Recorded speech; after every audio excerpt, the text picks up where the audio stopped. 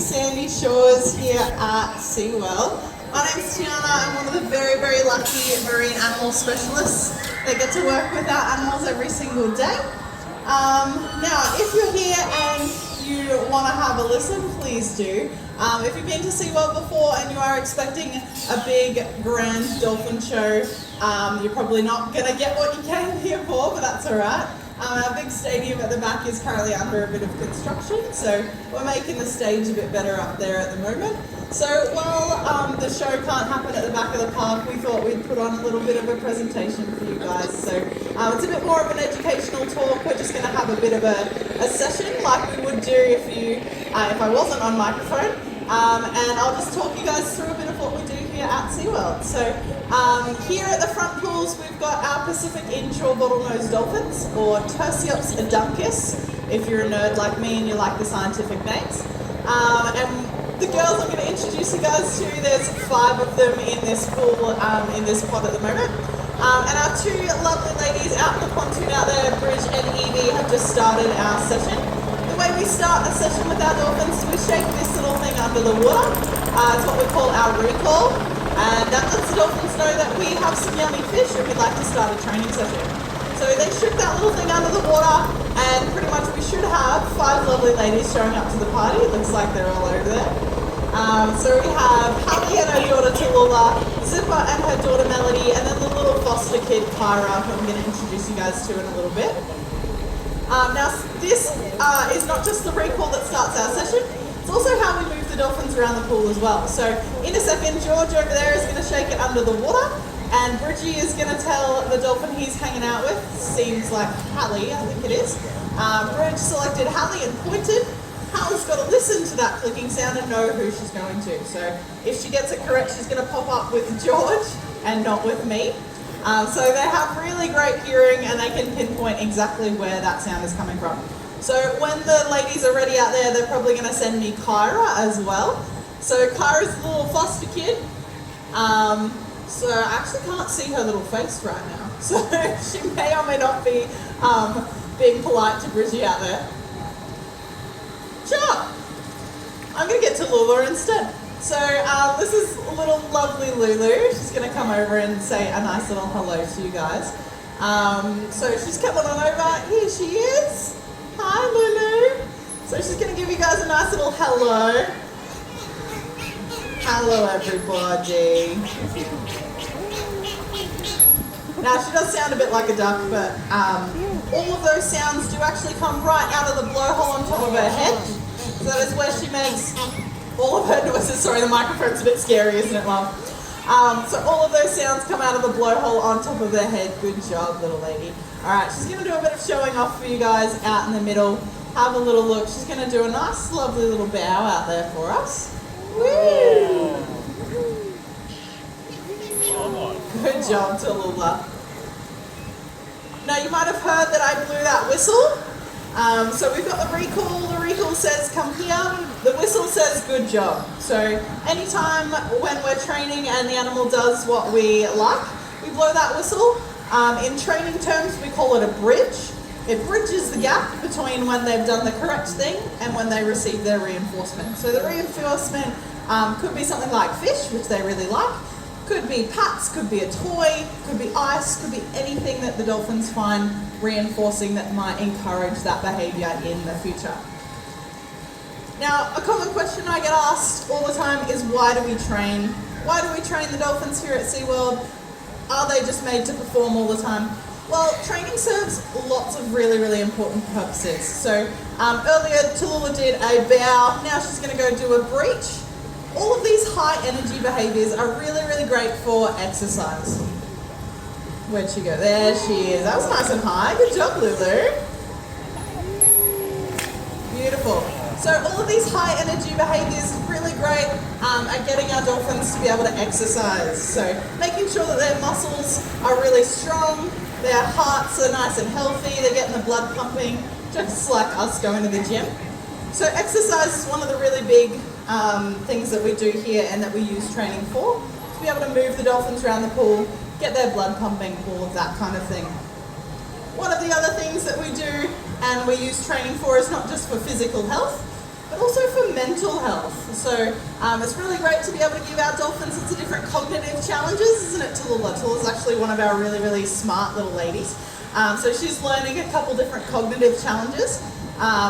One of them is to combine different behaviours. I'm going to try one that you actually haven't done before, so she probably might not get it right.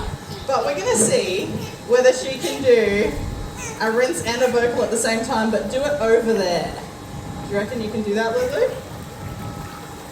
She is a little bit confused, but that's all right, why not? She's talking and waving at you instead. So part of those cognitive challenges is they're not always going to get it right, and that's the point. So they should be learning, they should be challenged, it should be difficult for them. They shouldn't always be getting it correct.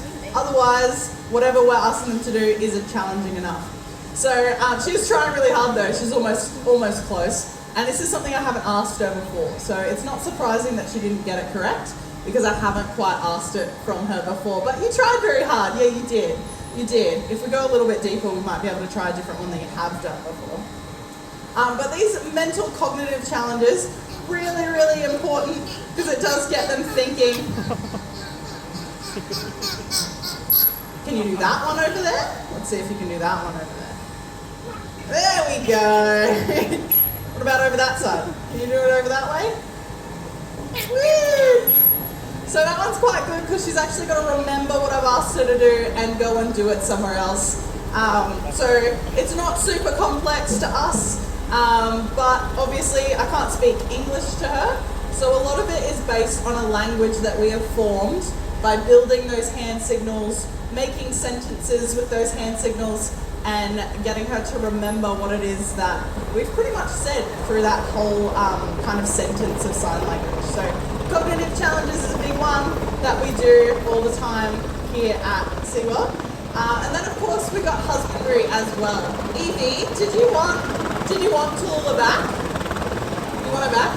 I'll give you Tallulah back because Evie might be looking at what we call a blood setup for Tallulah. So our husbandry.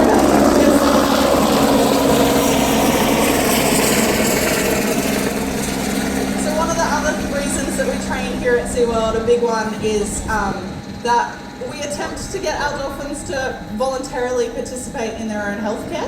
So that looks like training various behaviours so that we can collect different samples and stuff for our vet. So it can be something as basic as mouth presents, so we can check all their teeth, looking at their eyes, getting them to present different parts of their body. Being okay with us touching all over them, maybe wrapping a tape measure around them to get some girth measurements, lengths and stuff, see how their body condition is. All the way up to more complex things like voluntary gastric samples where we pop a tube down into their stomach to get a stomach sample, voluntary fecal samples. That involves popping a tube right where you might expect to get a nice little poo sample for our vet. And then the big ones are things that might involve needles and stuff. So when we go see a doctor, sometimes we're asked to get a blood test. Of course, you go sit down with the nurse, you pop your arm out, you get a little needle up in your elbow.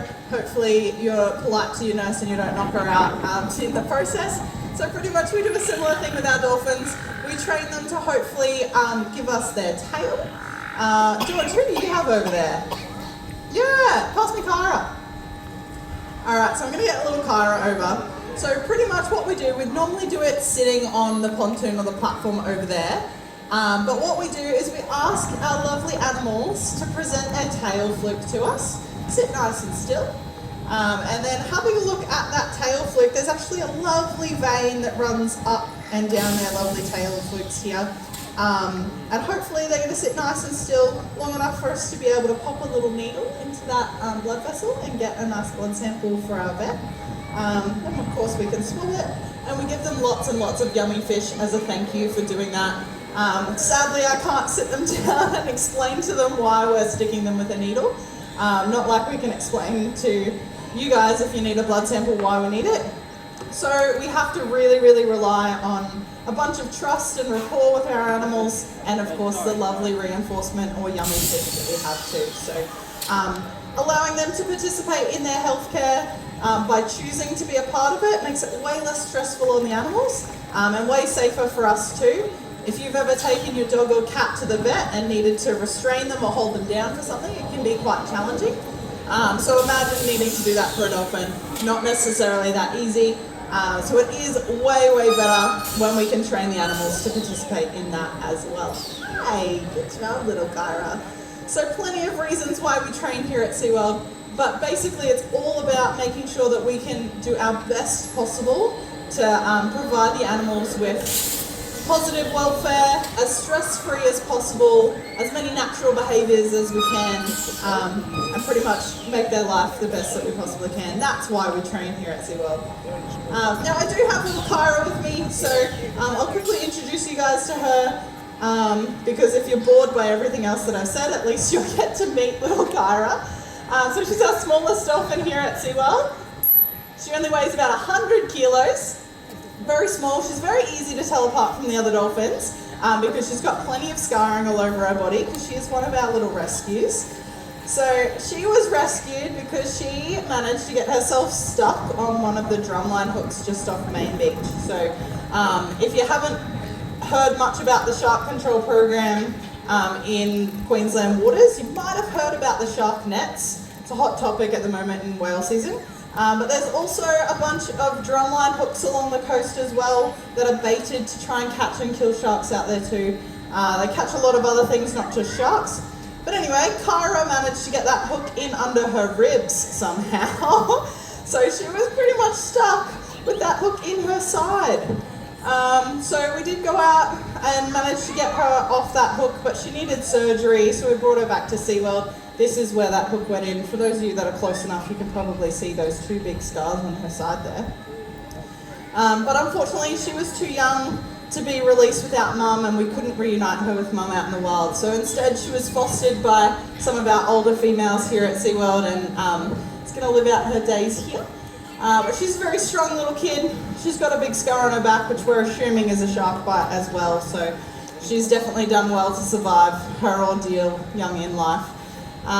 But she's a great example as to why having stuff out in the ocean for our marine animals to get entangled in is not necessarily that ideal for these guys. If you guys ever do find a marine animal in distress, give us a call. We'd love to come and assist wherever we can.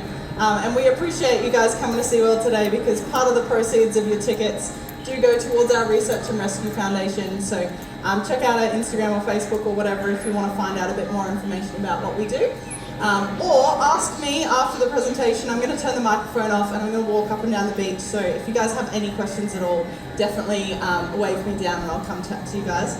But I've talked your ear off long enough. So Kyra, she absolutely loves to zoom around the pool. So I'll ask her to do a bit of cool behaviours out in the middle. And then we might finish up and wrap up. There will be another talk at 3:45, the Savo. Someone else will be on mic, so you might hear some different information. And the Dolphins might be doing a different session. No guarantees, we haven't decided what we're doing yet. So definitely come back at 3:45 if you're keen to hear more about our Dolphins. But thank you guys so much for hanging out with us today.